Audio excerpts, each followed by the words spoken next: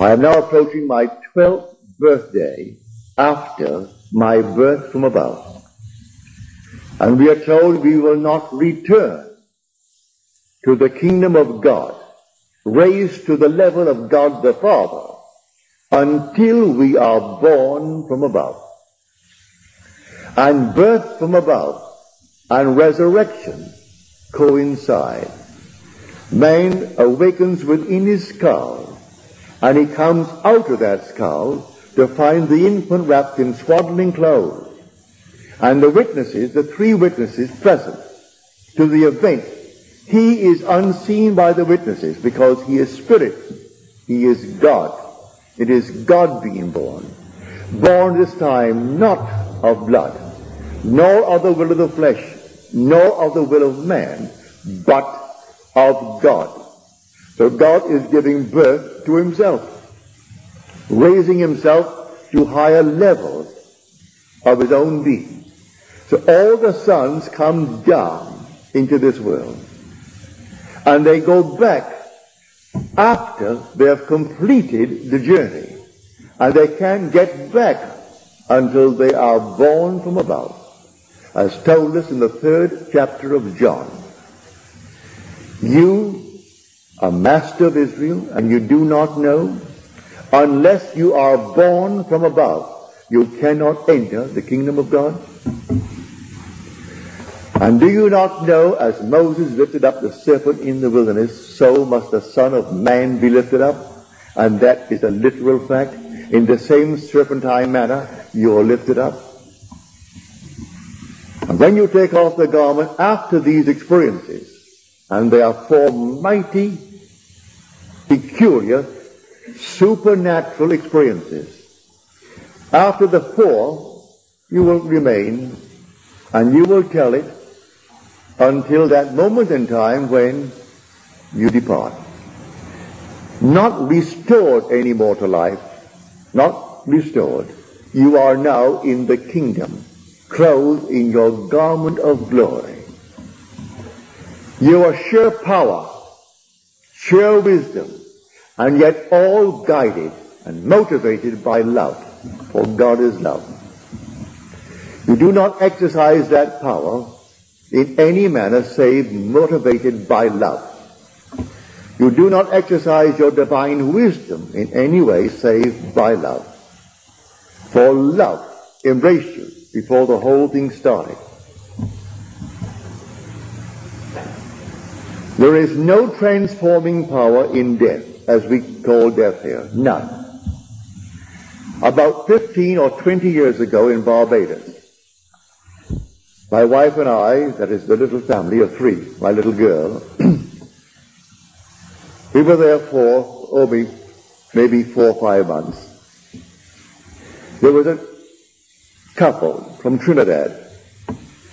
He was a major in the British Army, but working in Trinidad in some commercial venture. And he came to Barbados with his wife for a vacation. And he was all enthused about my thoughts concerning the law of God. At the same time in the hotel was an elderly gentleman who had retired. He was a professor of chemistry at one of the great universities of England. And he came out to set up some kind of a factory with local money, but with his knowledge, making soap. For we thought if we could simply produce local soap, we could save the currency we needed so badly, that was foreign currency, especially American currency and Canadian currency. If we could only produce soap out of the materials we had locally, well then that would be perfect. So he came out to set the thing going. One day, over a few cocktails, this man, Major Morrison, said to him, you know, Neville has a concept concerning the spirit world. That's how we described it. And he began to discuss certain things concerning one of my books, which I gave him, and he was reading the book. Well, the old gentleman said, I am not interested. I call myself an agnostic. In fact, I think I am really an atheist. But to soften the blow, I say I am an agnostic. Everything in my life must be proven. I am a chemist. My whole life has been devoted to chemistry, to this physical world, and I can see nothing but this physical world. I'll take your brain, your body, everything, and reduce it to simple chemicals. And so I am not interested, said the old gentleman to Major Morrison. I'm present. No offense, said he. I said, no, forget it.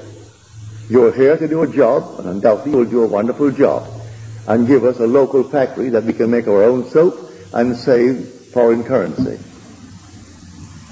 Well, last Wednesday morning, on my return from my usual visits night after night as I'm teaching what I'm teaching you, but I'm not confined to this, for the world does not end where our senses cease to register it. When a man dies, as we call him dying, he doesn't cease to be. He is solidly real, restored in a body just like this, only he is young. He is about 20. He drops off at 90. He finds himself 20, restored to life. But he hasn't changed one iota. His ideas that were present before he died are his ideas after, whatever they were. If he was stupid here, he's just as stupid there. If he was a thief here, he's a thief there. Whatever he is it there. Well, here on my way back on Wednesday morning, I encountered these two, Sir Archibald Cooke, who was the other gentleman, and the professor. And Archie is saying to this man, the professor, there's going to be a demonstration tonight on television. And he called it telly, for in England they always speak of it as the telly. There's going to be a demonstration tonight on the telly. A scientific demonstration. Well, that would interest the old man, scientific. But then the old gentleman discovered what he meant by scientific was a psychical demonstration. To demonstrate the reality of psychism, like extrasensory perception and all kinds of things concerning the psychic world.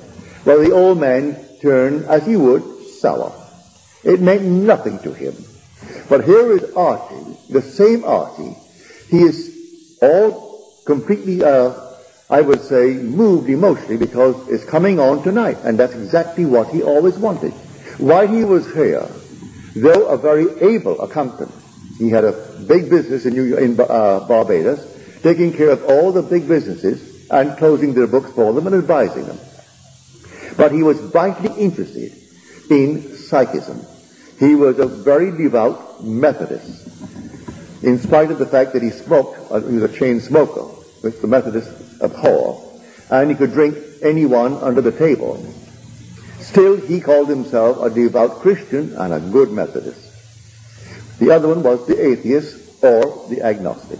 But they had not changed one bit.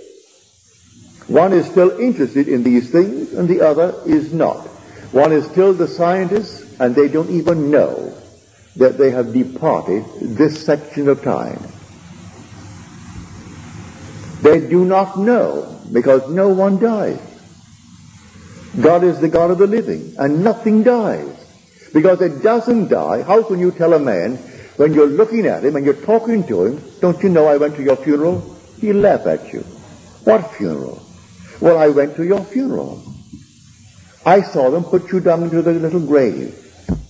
And he starts to laugh at you as though you're insane. Because he knows he is not dead. But he doesn't know that he went through the so-called gate that we on this side of the veil call death.